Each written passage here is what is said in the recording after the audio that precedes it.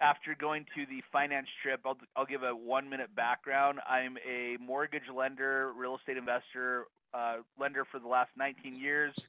Started when I was 23 years young. I'm 42 currently. Bought my first income property in 2004. Bought 13 rentals in 2006.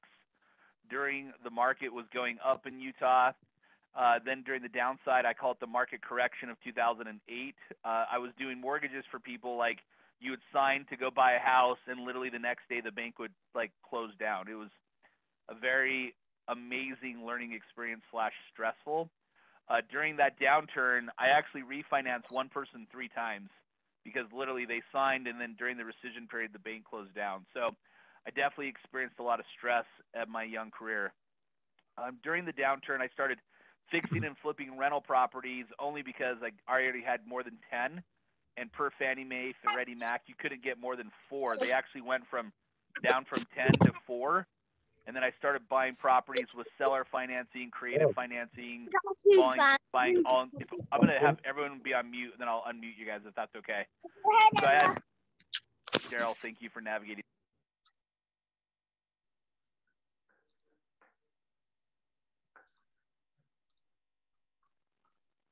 All right, cool. So little background with that. Here in Utah, I'm in Salt Lake City, Utah, in a suburb called South Jordan.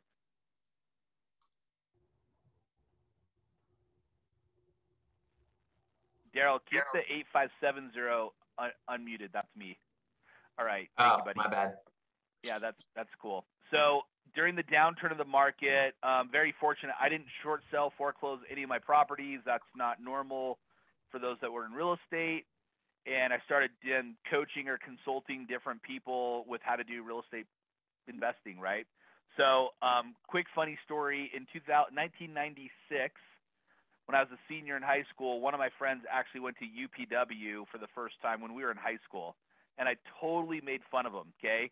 And I totally made fun of him. And I was like, dude, you're a firewalker. Like, right? Like, totally made fun of him as a jackass.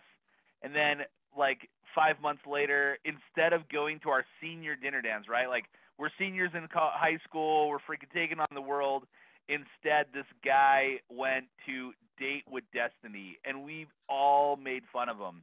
So I was a pretty anti-Tony Robbins guy for a long time. And then I joined a mastermind group, and like a lot of the people had gone to UPW. And actually, Nudia, who you guys maybe saw, my Latin friend, on day 5 when I had my forehead that said "Pick Me" with Daryl, she was in our mastermind group, and they're all like, dude, you go to UPW, blah, blah, blah. I'm like, nah, I'm good. I'm already kind of successful. And then I watched I'm Not Your Guru, and I was like, dude, this is awesome. So I went to UPW in March of 2018, and then I did Master University, went to a bunch of classes, and I joined Platt in Fiji in 2019. I'm on a second year. So the whole point of sharing that with you, knowing that I probably had about 15 people DM me personally, which I appreciate, in our Zoom account, and I need to get better at how to read comments and be able to remember who the hell sends you a message because they go so fast. So there's 3 outcomes I'd like to accomplish in the next 54 minutes. 1, this has got to be engaging, so I'm going to throw some funny jokes out there that I'm seeing people laughing at because it helps me. Good. Number 2, it's going to be informative, right? So going to a lot of Tony events, I can just mirror match what he does more successful. And then 3, we want to be able to implement. So I can get a better idea of where everyone's out with real estate. If you can type in just in the Zoom chat bar, if you own rentals, how many? And then, so let's just go with if you own doors. So if you have a 4-plex, call that 4. If you have an 8-plex, call that 8. If you have 7 single-family residencies, call that 7. So if you can just type, or if you have 0, type 0, okay? So if you can help me out real quick, if you own rentals, how many rentals do you have? Then I'm going to have a better idea of how to navigate this conversation for you guys. Okay, we got 4 doors, a bunch of zeros, which is okay. 2, awesome, you own a strip mall. 3, 3, 2, 0.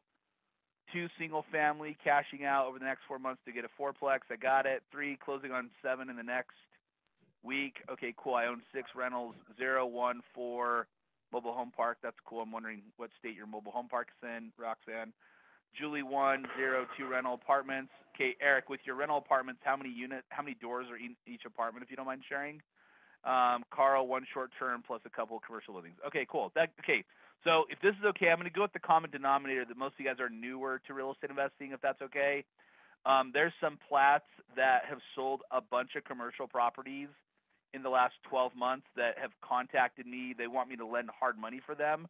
I'm not going to focus on that right now, if that's okay with you guys. Ronnie's got 11 units and Mark's got 10 commercial. Okay, cool. So what I'm going to do is I'm going to work backwards with whatever percentage that you think you should allocate to real estate with your portfolio. I'm going to work that way with you guys, knowing that we're all overachievers. That's why we invested $85,000 for Platinum Partners, right, to get our lives better, which I did. I'm year 2, so shame on me, right? So with that, glad you guys can do emojis. Do they have emojis? Yeah, do emojis, please. It's really helpful for me. I'm not going to require any of you guys to put how much money you spent on Plat. Okay, we're all good with that.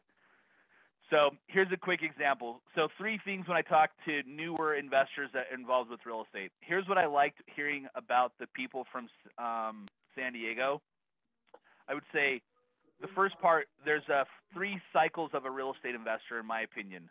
The first cycle is considered a starter. I learned this from a guy named Pete Fortunato. Pete Fortunato lives in Tampa Bay, Florida. He's like your ultimate millionaire next door guy. He owns hundreds of thousands of real estate. He eats at McDonald's all the time and just dresses really casual, okay? Really, really smart person, though. But he says a real estate investor, the first 10 years is considered a starter. They're all over the place. They want to do assignments, fix and flips, buy and holds, land development, syndications, rental portfolio, commercial, residential, mobile home parks, etc. Okay? So I'm going to say most of you guys are probably not going to fit that space right now. You're more interested in development yourself, and you probably want to add real estate as a passive part. Now, if you guys are interested in having real estate be your profession, type in profession. I'm interested in being a professional investor. So then I can get a quick idea, so then I can address this to everyone. So if you're interested in transitioning to real estate as a professional investor, please type that in the Zoom chat bar, because then I have a good idea. Okay, so I got Chris, professional. Frankie, I want to be a professional. Chris, spouse going to be, I got you. Michael, Roxanne. Okay, so possibly. Julie, because you're self-employed as a lawyer, we're going to help you go back to law. Mark Welsh, interested in being a professional. Okay, so let's say 20% of you guys, if that's okay, okay? As opposed to what? Great question. As opposed to, so I'm considered a real estate professional. Consult your CPA, what that qualification is. But basically, it's a certain amount of hours a year to be considered a real estate professional. So a couple comments. 1, I have a mortgage career that I earn commissions or income, okay? And then I have a ton of real estate portfolio. Right now I have about $20 million in real estate here in Utah. I'm at a 30.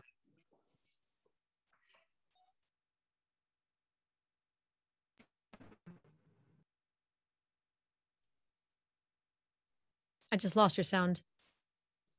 Sorry, Matt, I muted you by accident. There's someone coming in. Matt, you're Matt, muted somehow. Did you just unmute your phone? I lost him when he said $20 million real estate portfolio. I didn't hear anything after that. Matt, can you talk and try to unmute yourself? No, still muted.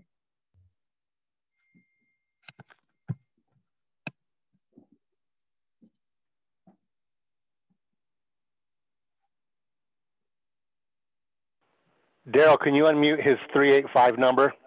I'm trying. I just asked unmute, so I'm clicking ask unmute.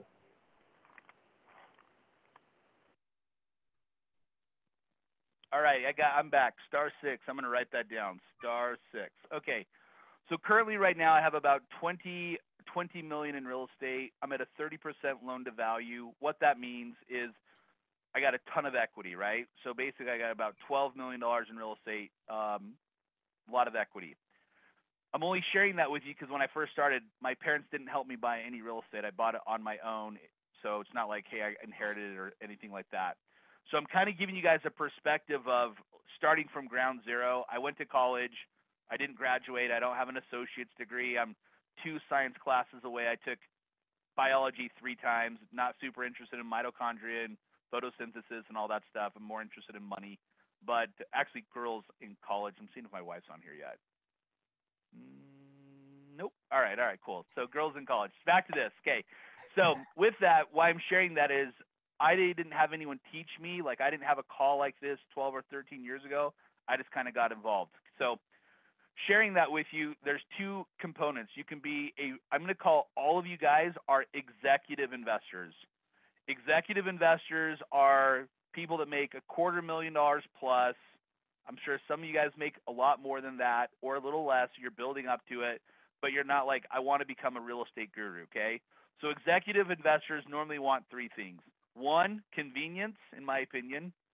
2, a good rate of return, not an amazing rate of return. And 3, competent people to learn from. Does that sound fair? So like an executive investor is, you're like, that's not our wheelhouse. We don't want to become Matt Atkinson and own a property management team, et cetera, et cetera, et cetera. We just want to diversify and have our real estate portfolio complement our long-term goals. If you're more interested as a real estate executive, like a real estate, an executive investor, just so I can see real quick, type in the Zoom chat bar, because I wanted to kind of give the definition of the real estate guru versus a real estate like executive. So if you're more interested being a real estate executive, type that in the Zoom chat bar so I can hear you. Okay, cool. Okay, good. So I'm going to say 80% of you guys are interested in being an executive, and then 20% potentially a guru. Okay, so the next part that I want to share with you guys, when I do real estate consulting, and I'm going to say a lot of you are clients that I would help in Utah, right? But when I do real estate consulting, I kind of share, here's some minimums that you need to have up front before you're going to go invest. And I'm sure all of you guys do this. It's going to reinforce from what we learned at Platt Finance, and you're going to learn it more at Wealth Mastery, but I will really want to reinforce this. Number 1, you got to have 6 months of living expenses and savings. And even though we heard cash is trash, in just my opinion, you got to have money just sitting in savings just in case you need it, right? I don't think you should invest anything else until you have 6 months of living expenses and savings. Here's the second part. As you build your rental portfolio, in my opinion, especially after COVID and what happened in the 2008 correction, I actually think you should have 6 months of mortgage payments also in savings. Okay? So if you have 6 months of mortgage payments also in savings, then you're going to be in a better financial spot. So quick example, my total monthly rental payments is about $70,000 a month. So when we went to the Platt Finance trip last year, after hearing the speakers, and we barely had started talking to, like, they talked about who went to the Platt Finance trip last year? If you can type that you were at that, I'm sure Tim was. Jared, I remember, was. Jared asks more questions than I do, and they're really good. I know Sean Grossi was. Okay, cool. That's helpful for me. So at the Platt Finance trip, they briefly talked about coronavirus, if you guys remember. They basically spoke about that the coronavirus is going to close down China, and then no one talked about it coming to the U.S., right? Like, or that's my hallucination. So what happened like 3 weeks later is it came to the U.S. or shut down Italy, right? Shut down Australia. On March 8th, if you guys want to look at this, on March 8th, mortgage rates went up 50 basis points the next day when the market was bottoming up. It was a shit show as a mortgage professional. Mortgage rates did not go up that much until President Trump was elected in 2016. So as a mortgage guy, like, I'm like, whoa, rates just went up 0.5%. So for example, if you were buying a house at the time and on Friday, you're like, oh, I don't need to lock my loan, no big deal. And Monday happens. If your rate at the time was 2.75, which there were a bunch of people at 2.75, but you chose not to lock because you were on your yacht, and the rate on Monday was 3.25, it went up that much the next day. It was super stressful, okay? Here's what happened the next day. They went up another 50 basis points. So mortgage rates went from 2.75 to Monday to 3.25 to Tuesday to 3.75. The next day they went up 25 basis points. So in 3 days, rates went from 2.75 to 4%. Now, why am I sharing this with you? This similar thing happened when Trump was elected, because I don't think a lot of people thought he's gonna win, right? So I'm sharing what happened with mortgage rates. Here's what happens with real estate portfolios. When your mortgage rates go up, the amount of buyers goes down because of affordability. So if, as investors, you guys can monitor mortgage rates on a quarterly basis. I don't think you need to look at it every day. Okay. The second thing I think which is important, as mortgage rates go up and the buyers decrease, you're going to have a bigger demand on rentals. So what is that good for landlords? That's a good thing, right? You're going to raise your rents. Here's what happened in 2009 in Utah. You had a bunch of accidental landlords that couldn't sell their homes because the market was going down a conservative 1% a month, which is actually a lot. It basically went down 12%. And I'm going to show you guys some statistics that you guys could just review annually on your own. But as mortgage rates, when the housing market started going down, rents went down too because you had accidental landlords trying to fill their house. Does that make sense? So for about 1 year in Utah, everywhere's different, right? Michigan's different, Jersey's different, Florida, California, etc. The rent-controlled states rents don't go up as much as the non-rent control states. So I don't know what states you guys live in, if it's rent controlled or not. That's your own due diligence. But that's something you got to take into consideration, right? I know Michigan and California and New York are definitely rent controlled. So how this ties in is a starter. You don't need to know or have this all dialed in. There's so much damn financial stuff we have to learn anyway, but I think it's really, really important for you guys to have competent people helping you with your properties. If you don't want to have to know this, then the other option is you take your money and go invest in a fund like the guys from San Diego. I'm not telling you they're good or not, but I'm just giving you that's an alternative. I like that more than doing a REIT or a real estate investment trust. I would consider a real estate investment trust as a uncorrelated asset versus residential or commercial investments, because there's different benefits that you do or don't get from REITs. The returns are lower. They're a little safer. So I'm just kind of giving you guys, if you guys remember, we learned about, having 15 uncorrelated investments or 10 or obviously 5. So I wanted to kind of just like dial that in for you. As we keep going, couple things with this. As you're going to build a real estate portfolio, I have a couple rules of thumb. Here's really easy. One, I actually think everyone that makes $250,000 plus a year should buy one rental. Like, it's not that expensive to buy if you budget correctly. Maybe one every other year, one every 3 years. But I think if you can put 20% down, I like 30-year mortgages. I don't like 15, even though the interest rate's different. I think cash flow is king. It spreads the payment out over time. That's really important. Number two, I like buying, if you can, houses newer than the 1970s.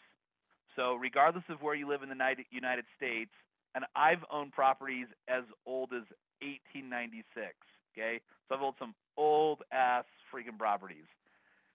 I didn't know. I just was super excited that I bought it on my own because it was a duplex, okay? The reason I like for you guys as executive investors to buy properties newer than 1970s is you don't have as often multiple layers of roof. You don't have knob and tube wiring. Sewer lines are not normally as big a challenge, and that's something that works really well for me.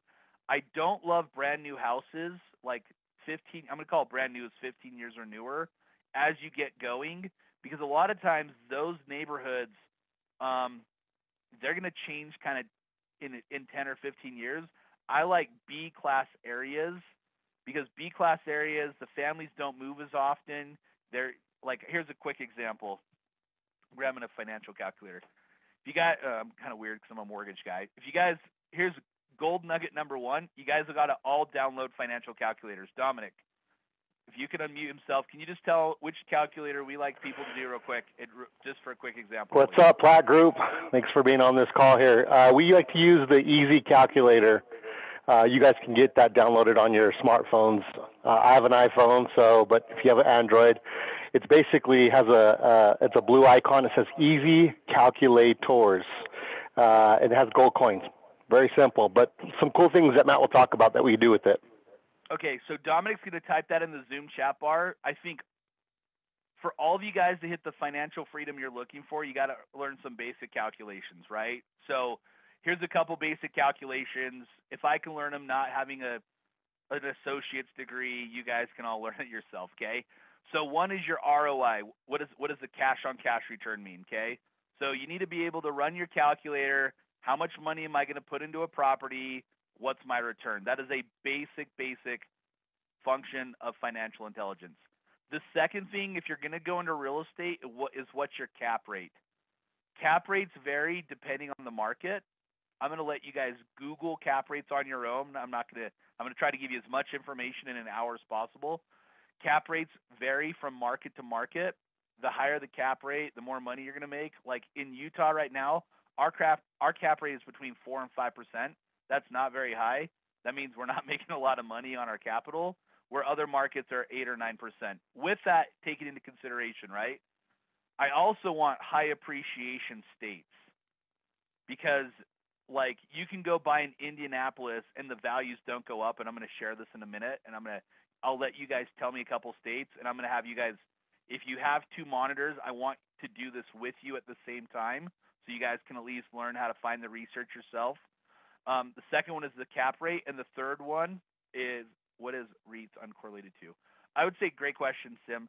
I would say REIT is not correlated with real estate, residential or commercial, because it's more governed by the SEC, so it's a longer investment strategy. Great question. Okay, the third one, which is a higher level one, and this is what the older guy from San Diego got super excited about, is your internal rate of return. So here's where like real estate gets super sexy. If you guys remember AJ Gupta, he talked about how in 2008 or 9, he went and bought 100 rental properties. Do you guys remember that? So he got 100 rental properties, and then he's like, this sucks ass managing the managers, and he sold them. But he probably made really good money because he held them for a while. Here's 3 things that I love about real estate personally. 1, your tenants make you rich because they're paying the mortgage.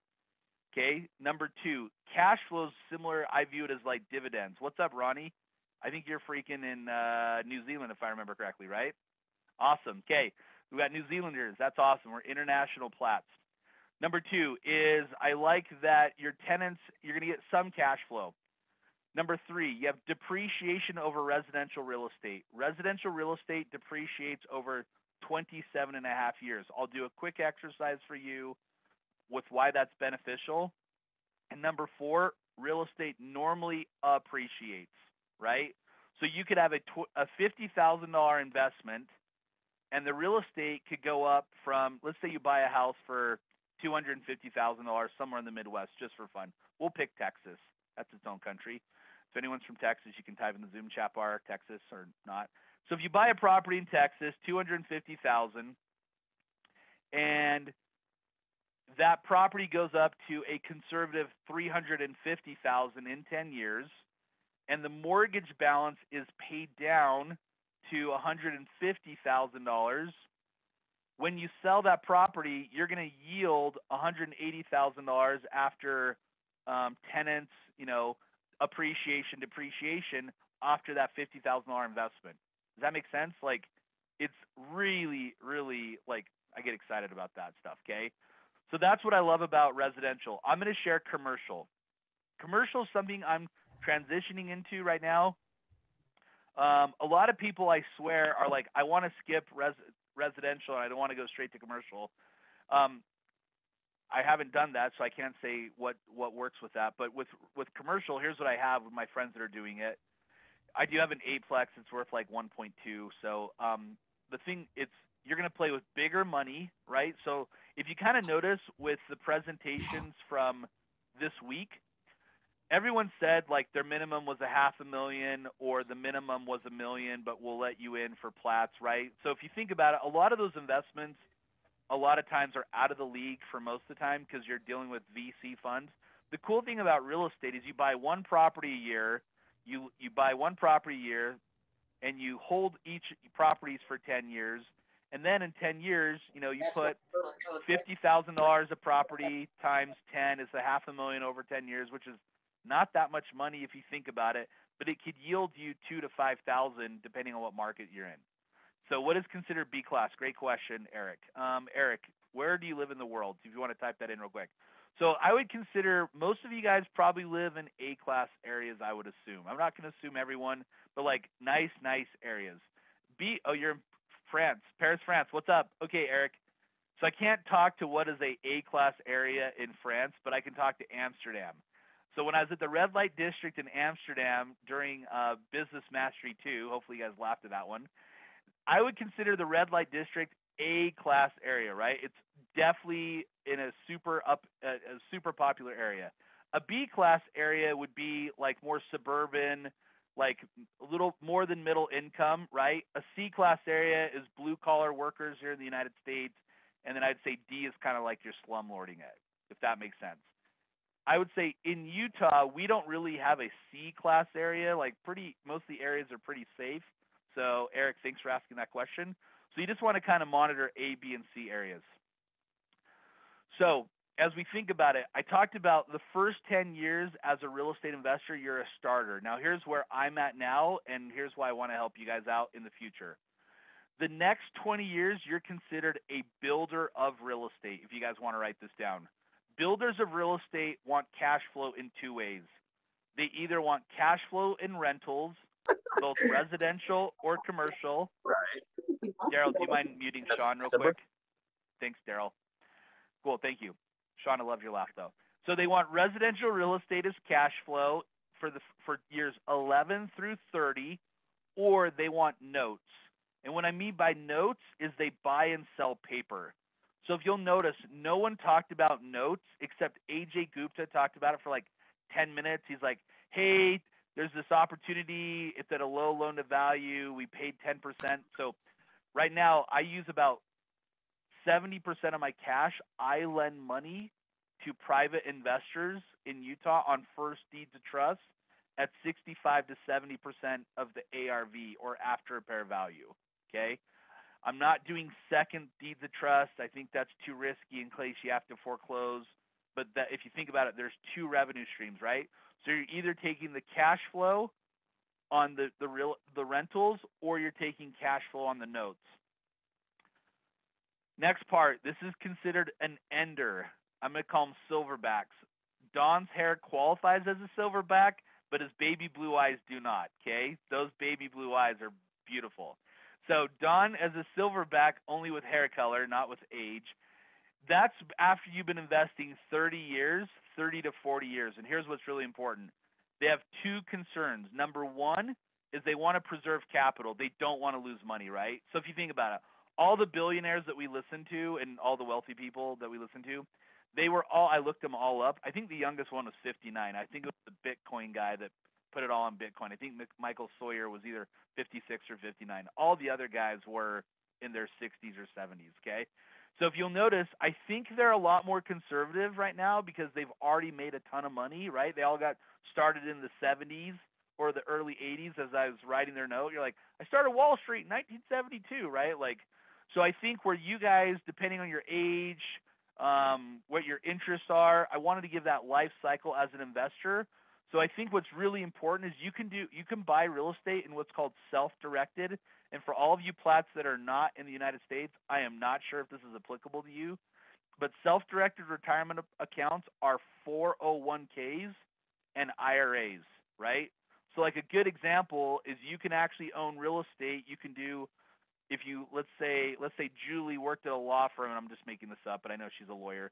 So Julie worked at a law firm doing personal injury, and she worked there for 20 years and has like $500,000. I'm just making this number up, but then she quit. She could self-direct that money, and she could buy real estate in that account, which is really cool, right?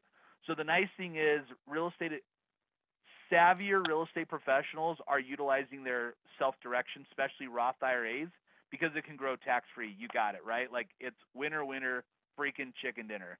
So wanted to kind of give you guys like a condensed version of how residential can complement with what you're doing. I wanted to share for 30 minutes. So I went, and then I just wanted to kind of do Q&A, and just answer different questions. But before I do the Q&A, Daryl, if you can give me the screen, I want to show you guys how you can do your own due diligence in your market.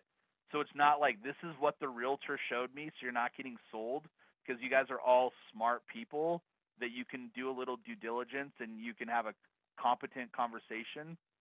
So if you don't mind. Man, I think you can just share the screen.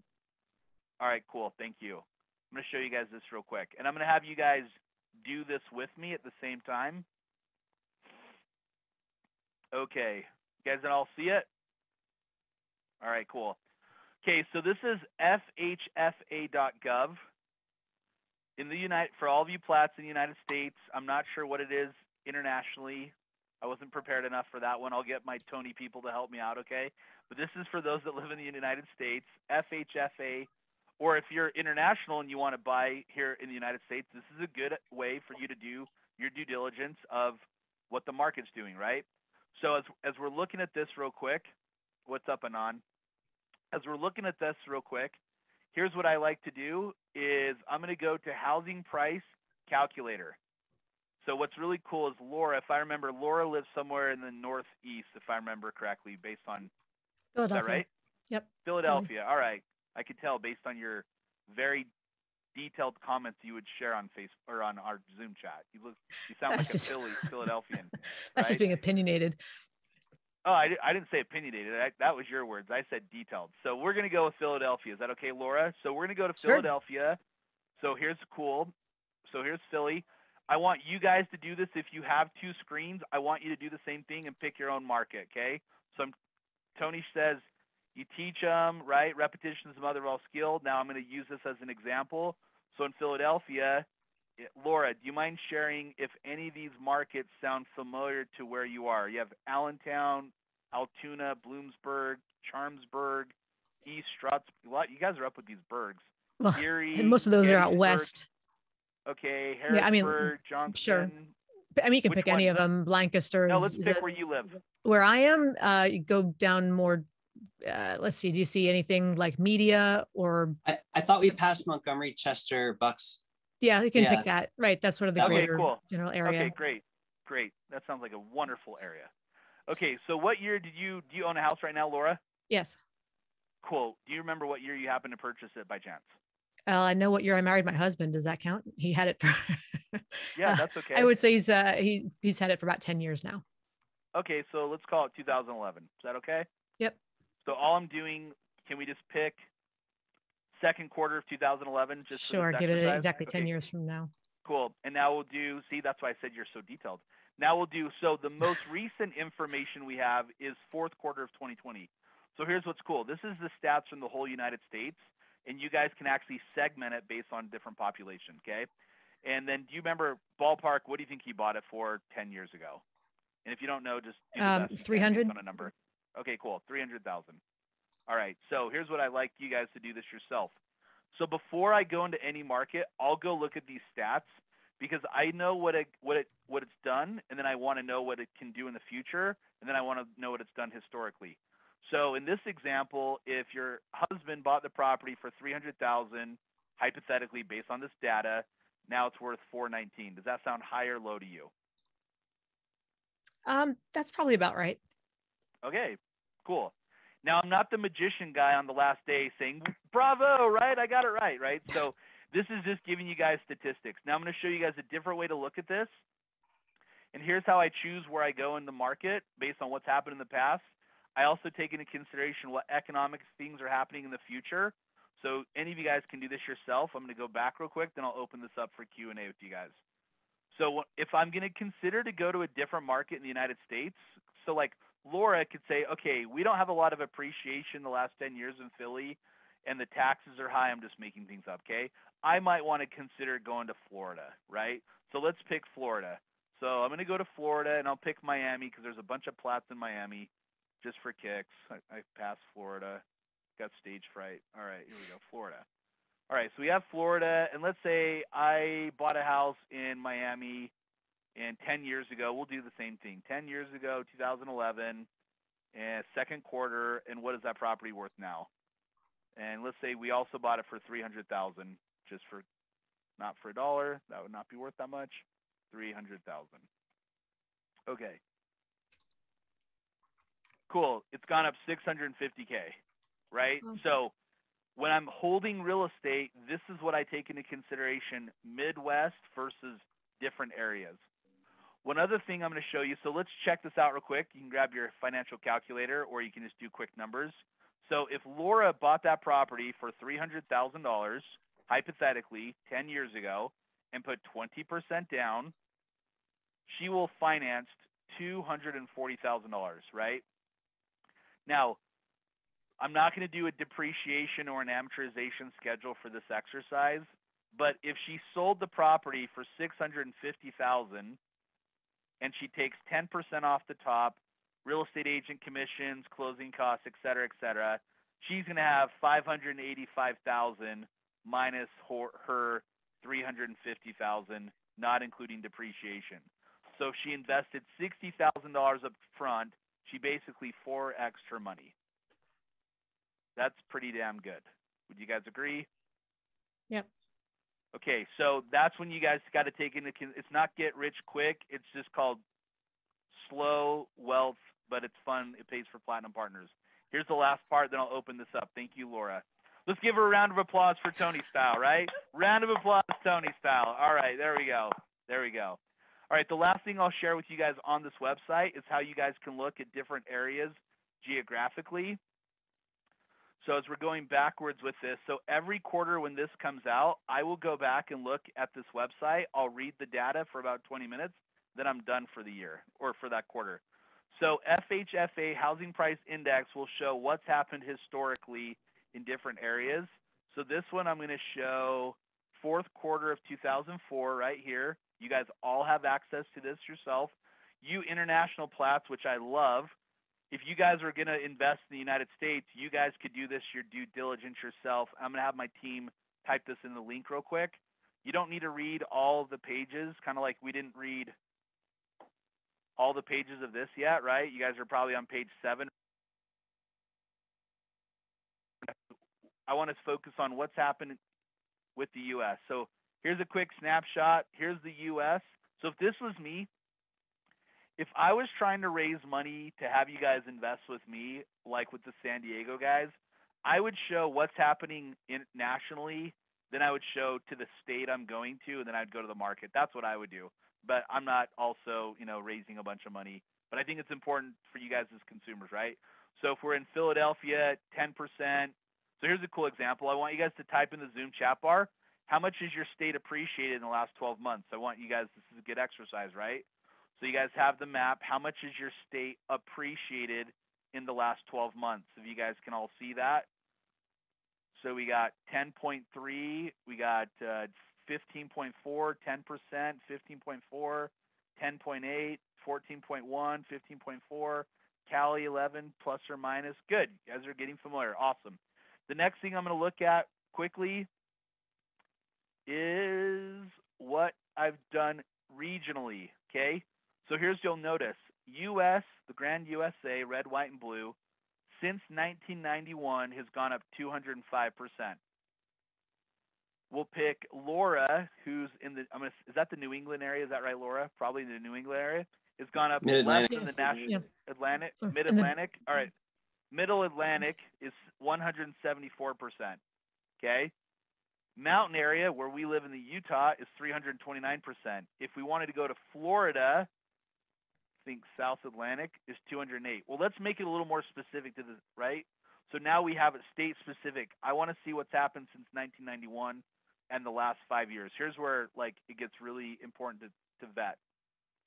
So I'll pay attention to what happened the last year, the last 5 years, and then since 1991.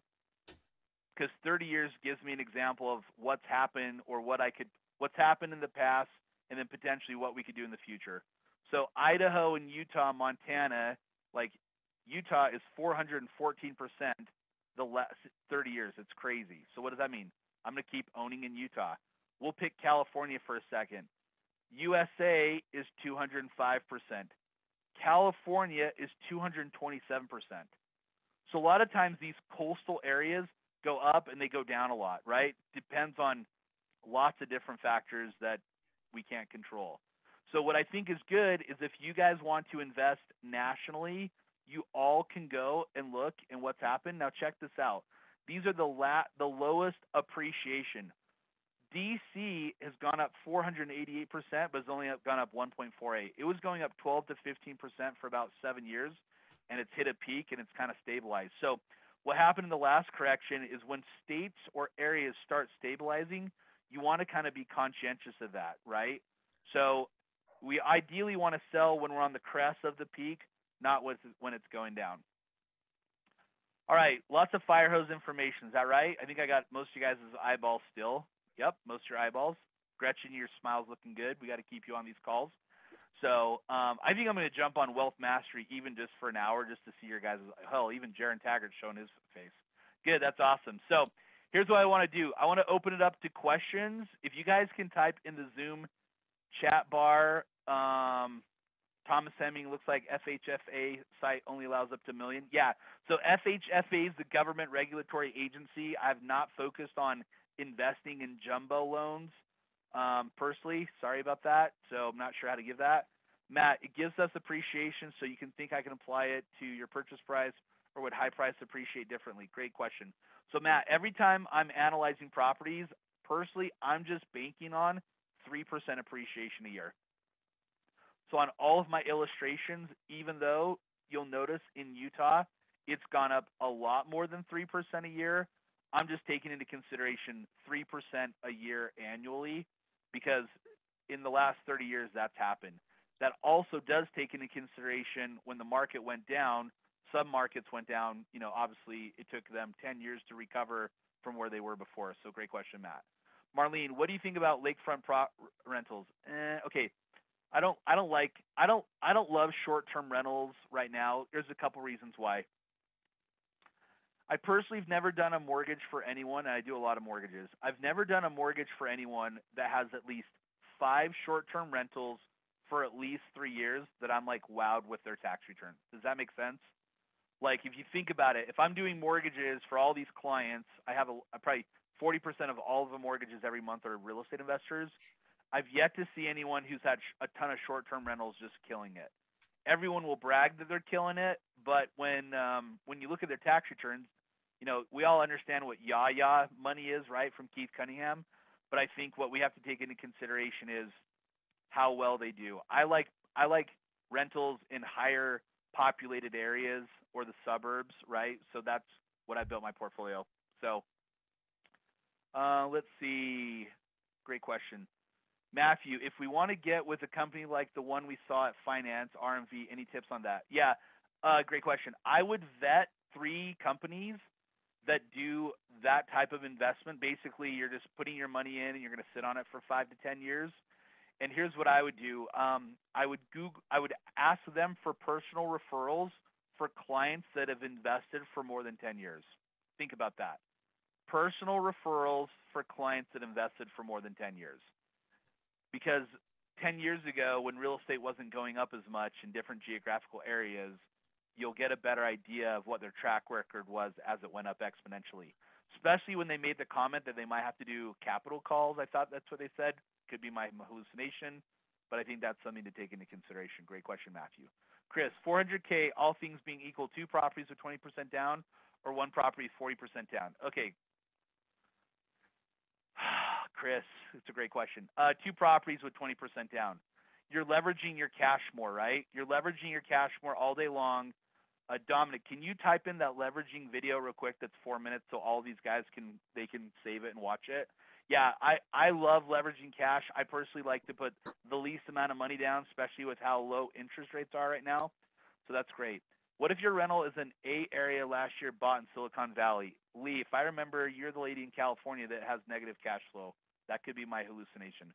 What I would take into consideration is what's your depreciation if you sold the property, what's your taxable event, and then reevaluate what's happening with your market, right? So you always need to analyze what's happening with your market. Jared, I need some chapstick too.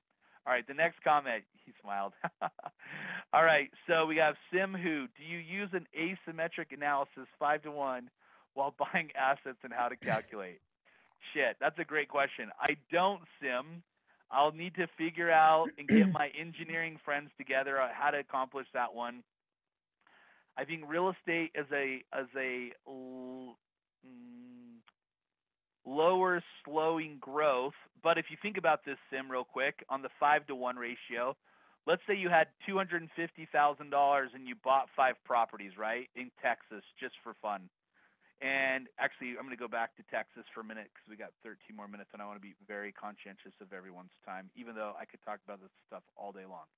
So if you guys look at Texas real quick on the screen right here. So Texas has kind of been in the middle, right, as far as appreciation compared to other parts. It's actually less than what the U.S. average has been. So Hey, then Matt, you'd want to don't make it. check your email. Oop, Sorry? wrong screen. Oh, wrong screen? All right, sorry. I'll show you guys again. Sorry, thanks about that. There we go. Cool. All right. So if you see Texas right here, 228%, it's basically a little less than the national average. The national average, oh, it's actually a little more, but just the last few years been less, so 205. So great question. I'm going to go back to Sim. So here's what I would take into consideration. If we followed what happened in Florida and Utah and you had an appreciation for a 10-year play, you 4x your money, right? So we didn't hit the 5-1 asymmetrical risk return that I think Paul Tudor Jones shared that one. So I got some room to level up with that in the future, but I think that's how you'd kind of analyze that. Mark, how do you know when to sell a property, i.e. when the area price starts to stabilizing or when you reach a certain profit ratio? Great question. Okay, so I'm going to, Ryan left. I'm going to send you guys a video on what I do to analyze the properties. It's a 7-minute video. If you guys are all okay with that, what I do, I analyze my portfolio every November. It shares the reason why. This is my opinion. I like to hold properties for about 8 to 10 years. It gives some appreciation. It gives some principal pay down, and it's a long-term hold for me, kind of like the VC money that they were sharing, right? I think one of the plats on day 4 or 5 talked about, hey, ideally you're going to keep this in for 10 years. Obviously, if you need to sell, you can. But I'm normally keeping my rentals after 10 or about 10. Here's my comment on selling. I normally want to sell after 10 because there's a lot of deferred maintenance and the property's older. Like if the roof was good for 15 years, you know, roof prices are more expensive, labor is more expensive. So I kind of want to buy a property for 10 years, give or take, and then sell it. I don't want to plan on keeping my properties for 30 years because as depreciation on your tax returns goes down, you want those tax benefits. Maybe I could do another call in a week and kind of share that, or we're good. Mark, okay, so I covered Mark. Gretchen, protect the downside question. What about having what liability to have tenants? Aren't lawsuits fairly common, or is that a misconception? Great. Where's Gretchen? Give me a big smile. There we go, Gretchen. Cool. I've been sued 7 times. I'm 7 for 7 in paying out lawsuits. I'm a pretty transparent person. The most expensive lawsuit was a slip and fall for umbrella. So I'll give you 3 quick tips. Number 1, get an umbrella policy for at least $1 million personally. Number 2, get a commercial policy. I personally like getting LLCs to hold my rentals. I'm not a lawyer. I talk to lots of lawyers. You can also hold properties in a trust. I understand in some of the more less tax favorable states, they charge you more money how you hold title in an LLC or trust. I don't know how that is. In Utah, we don't pay anything extra. So I personally hold my primary residency in a family trust, and I have all my rentals in LLCs. Cool. So that's what I do, and I have a commercial liability on each entity, and I have an overall $5 million liability policy. That's what I have myself. Great question, Gretchen. So to William, clarify, you have 89 LLCs that you file returns on? No, great question. I don't have each individual LLC under a property. I have a series LLC. So a series LLC, I would rather refer you a lawyer for that. But a series LLCs, you can handle multiple properties in a series versus an individual one. Great question, Jared. If knowing what I know now, I would still not set up an LLC for each individual one. I would actually hold properties in a trust, and then I would have the LLC be the beneficiary of the trust. But I'd say that's a little higher level, different question. Oh, you just okay. If each home is under a personal name or each inside an LLC, what do underwriters expect to see if it relates to your income to prove every subsequent mortgage on your property? Great question. I just refinanced 3 of my properties the last 90 days. Got to document the shit out of it. You got to provide your articles of organization to show how it corresponds. It's got to flow to your Schedule E or your multi-member entity, right? And then it's just a documenting thing when you get a mortgage, but it can be done. Good question. Short-term ebbs and flows a lot, not consistent as long-term rentals. Yep. So different things with that. Laura, what is the official distinction between the long-term rental and short-term rental? Okay. Short-term rental, I'd consider Airbnb, VRBO, second home, vacation lakes properties. Long-term rentals are 12-month leases. So that's what I'd consider the difference.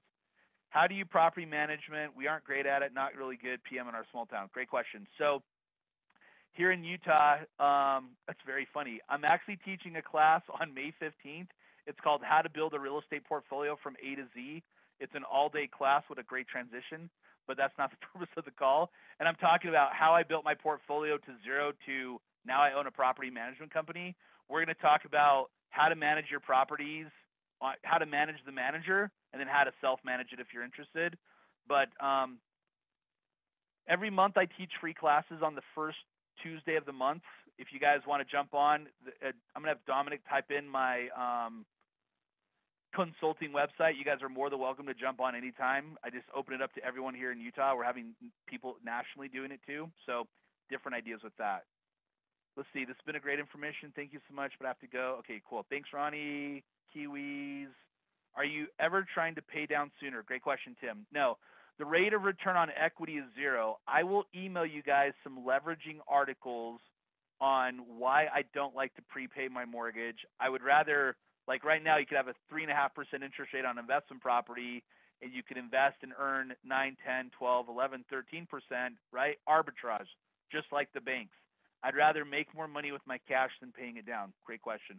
Mark, I bought a property for 2009 for $45,000, 20% down, can sell for $400,000 profit pre-tax, but the mortgage will be fully paid off in 5 years. Would you sell and reinvest or keep and have the mortgage free in 5 years considering current market? Okay.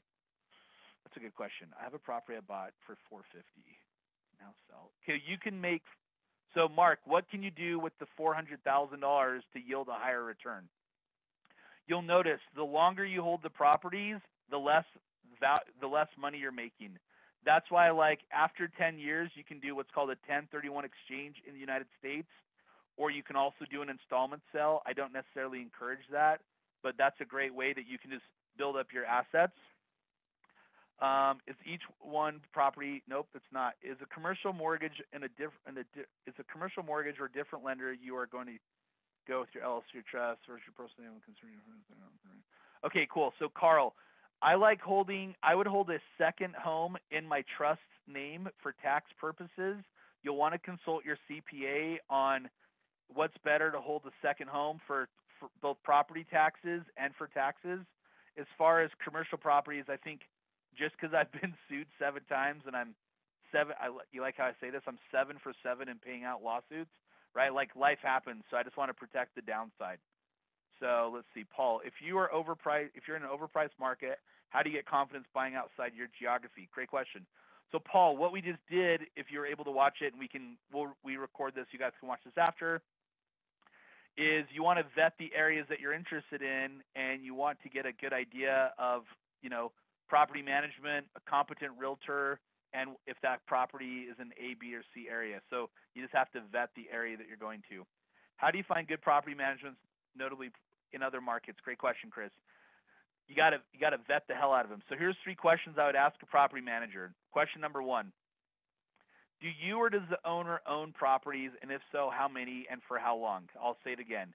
Question 1: do you or the owner own properties? If so, how many and for how long? So, for example, I started a property management company last year because I got sick of referring property management and getting bad experiences. And we're managing a bunch of properties for people. So we come from my perspective, which is an owner, right? So I have a way different perspective because I have a little less than 100 rentals now, where most property managers get into it and they don't own a lot of properties. I think when you have to write that check, you're a lot more empathetic, especially on repairs. Okay, good question. Any mortgage contacts lending outside U.S., Costa Rica? I don't have any contacts. I would post that, Michael, in the Platt group. There was a lot of people from Costa Rica, so I would do that. And what's your short answer on why not accelerate depreciation case studies? Okay, what you depreciate, you have to sell. And a lot of times people, so if you guys want to Google cost segregation studies, and if you're not interested in that, that's okay. But basically, Chris, I don't want to accelerate a bunch of residentials because I want to do capital improvements as much as possible to offset my income in the future. So here's a good question for you guys: if you buy properties, you want to do capital improvements on your repairs. You don't want to expense everything. You want to carry it forward to help offset your income in the future. With Utah and Colorado in any market right now so high in housing index, has market peaked and would you advise to stay away? Okay, so here's a great question. So I think real estate investing is like dollar cost averaging, and I'll end with this, maybe two more questions. Real estate investing is like dollar cost averaging. I think that the more that you play in the game, you're going to hit the highs and the lows. So if you guys remember, in 2006, I bought 13 rental properties right at the time, and I didn't know we were at our peak, but I bought them, and I'm happy that I did. And I think like what's good is I own a bunch of assets that are worth more money now. So great question. Man, I got 28 messages that I haven't been able to go. So here's what I can do maybe to share with this. One last comment. I had a bunch of people share, Matt, what do you do, or how can we work or learn more? Here in Utah, I teach only 3 classes a year. It's on the website. I'm going to have Dominic type it in the Zoom chat bar, but it's I teach 1 free class a month for free. You guys can jump on it any single time. It's on MJ Real Consulting. He's going to type that in the Zoom chat bar. May 15th, I'm teaching a class called How to Build a Real Estate Portfolio from A to Z. It's like my cream of the crop. I used to teach a lot more classes just due to time. I got a 10 and a 7-year-old. I want to stay married, which is way more important than teaching a bunch of classes on Saturdays. It's a lot of energy.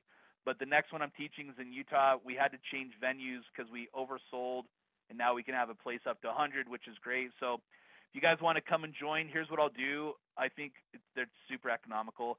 I'll do an every other week call with the Platts if you guys want to prepare for this class, because I'd way rather chat with you guys like this in a group and cover a bunch of information, and then I can maybe give you guys focusing on what I would do nationally.